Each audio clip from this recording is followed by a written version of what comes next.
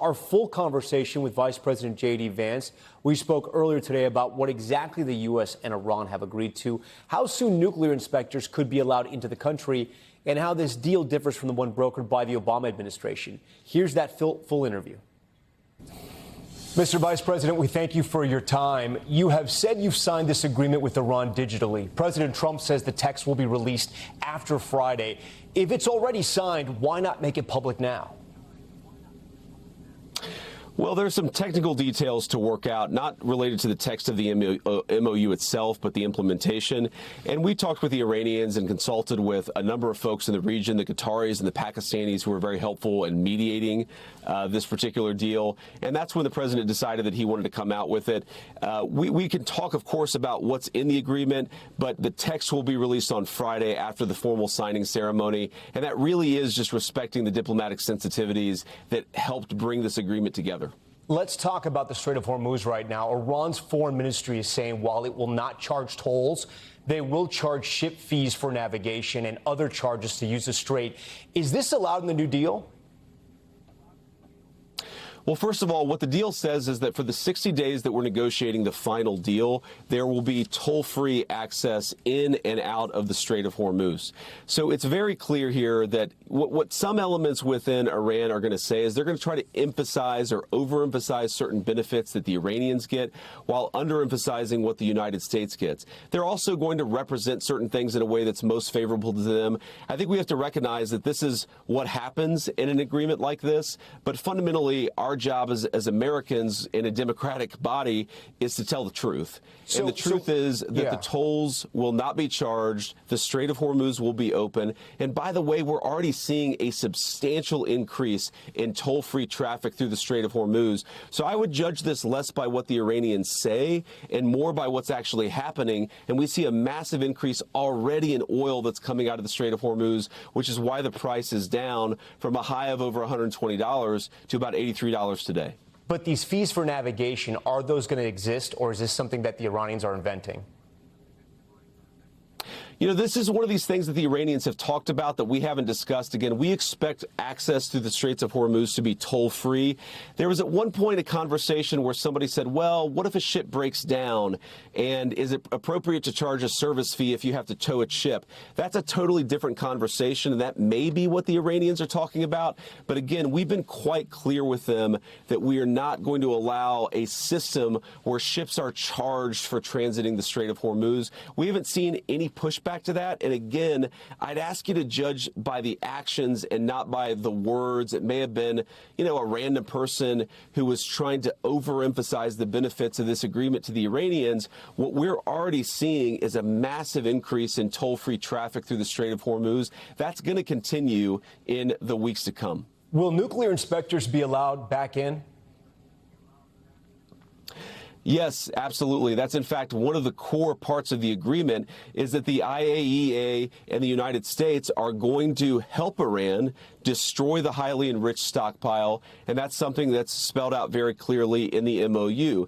Now, here's an interesting just structural background point I think about this that's important for the American people to understand is there are a lot of contemplated benefits in this MOU for the Iranians. There's a complete transformation of their economy. There's sanctions relief, but all of these benefits only happen if the Iranians comply with their end of the bargain. We sort of set this up where we could reward the Iranians for good behavior, where if they do the things that they're promising, they destroy the enriched stockpile of uranium in consultation with others, they commit long-term to a verifiable pathway to where they're not going to have a nuclear weapon, they actually promote regional stability rather than funding regional terrorism. All these things happen, the Iranians get a lot of benefits out of this negotiation. But if none of those things happen, then the Iranians don't get any of those benefits. And that's really how we make them honest. This is an agreement fundamentally that I think is going to transform the Middle East, but it's built around verification. I get that. Mr. Vice President, I do want to ask you, is there a date? Has a date been set on when inspectors will be allowed into Iran? Well, that's one of the things we're going to talk about on Friday when everybody gets together, signs this agreement, and kicks off the technical negotiations. But our expectation is that there's actually, because there's broad agreement on this, there isn't a whole lot of disagreement on this particular issue. That should happen very quickly. And again, if the Iranians comply, benefits will flow to them. And that's what we hope to see. We want them to behave like a normal country. We want them to have a successful country, but only if they do what's necessary to commit long-term to not building a nuclear weapon. I want to ask you about that. You mentioned this morning a $300 billion reconstruction fund that would be paid for by Gulf states to Iran, right? What specifically does Iran have to do to get that money?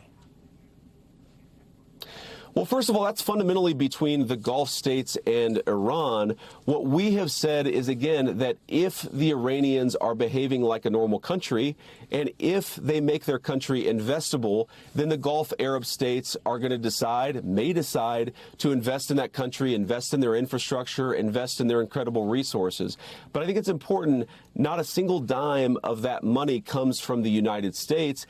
And in order for Iran to get that benefit, they have to show the Gulf Arab states that they're behaving like a normal country. Again, the whole concept of this deal is that if Iran acts like a normal country, their economic relationship, both with the region but the world, is going to be totally transformed. The President of the United States doesn't want just a deal on the nuclear as much as that's a win for the American people. He wants to see a transformed Middle East, which is what this deal will do so long as the Iranians comply. And if they don't, they won't get any of the benefits. Mr. Vice President, you're speaking to the American people right now. I want to understand this in the simplest terms. What does Iran need to do before they can be rewarded? What do they have to do to get that money? Do they have to give up their enriched uranium?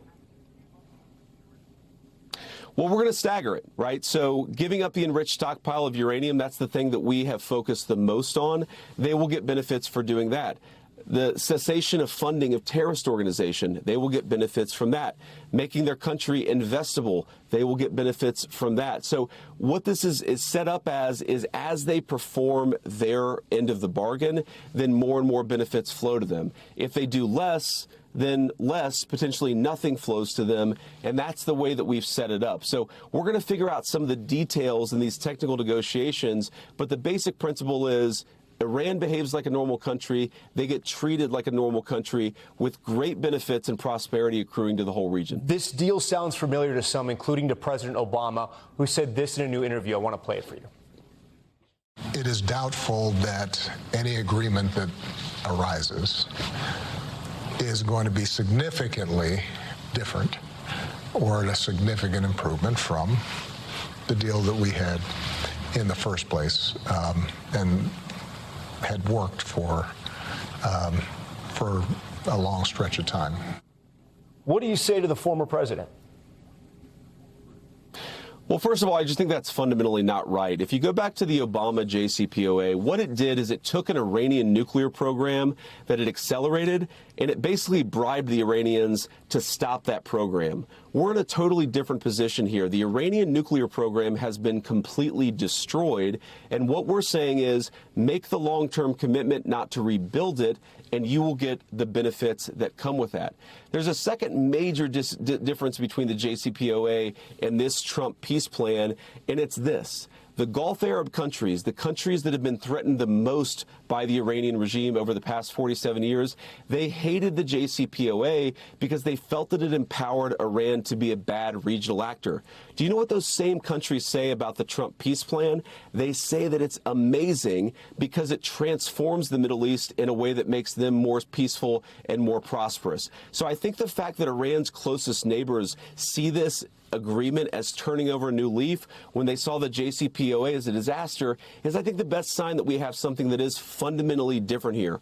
We're not bribing the Iranians to do anything. What we're saying is your program has been destroyed. Make the serious commitment, the verifiable commitment that you're not going to rebuild it, and you can change your relationship with the United States forever. Did the new Ayatollah sign off on this deal? Well, of course, their system is very unusual, but yes, they can't make an agreement without at least the support or the buy-in of the leadership of their government. You know, our understanding of how their system works is that you have the IRGC, you have the political leadership, and of course you have the clerical folks who are led by the Ayatollah. Our understanding is that their system has buy-in, or they would not have signed this agreement as they did. Finally, the president has had some sharp words for Benjamin Netanyahu, the prime minister of Israel. He's called him crazy, ungrateful, lacking judgment. He's used some expletives while saying that. And then you have Netanyahu today saying something very different about this agreement, saying that with or without an agreement, they're not going to change their posturing. Why did the U.S. and Israel get so sideways on this issue? Well, I think fundamentally the United States, we have our interests. Israel's often a good partner. We also have aligned interests, but also sometimes we're going to disagree on issues from time to time. And I think that's totally reasonable. Even our closest allies, from the United Kingdom to Israel, we sometimes have disagreements. What the president has said, and he said it very clearly, is that we expect the region to comply with this agreement. We've got a lot of great buy-in from our Gulf Arab partners. We've got a great deal with the Iranians. We've obviously got to put do you have buy-in from more Israel, details Mr. Vice together President, to ensure they comply. But do you have buy-in from Israel? Isn't that a critical player in all of this? Well, what we know is that this agreement is going to make Israel safer. It's going to make the entire region safer. And what I've seen is a lot of misinformation about this agreement. I've seen it sometimes in the Iranian media. I've seen sometimes in the Israeli media. We believe quite firmly that when the Israeli people understand what's in this agreement, they're going to see this as a pathway to a new Middle East, to peace and prosperity in that region. That's all we can really ask for. We feel quite confident the Israelis are going to be bought in on this agreement once we get a little further down the road. Mr. Vice President, we thank you for your time today. We thank you for watching. And remember, stay updated on breaking news and top stories on the NBC News app or watch live on our YouTube channel.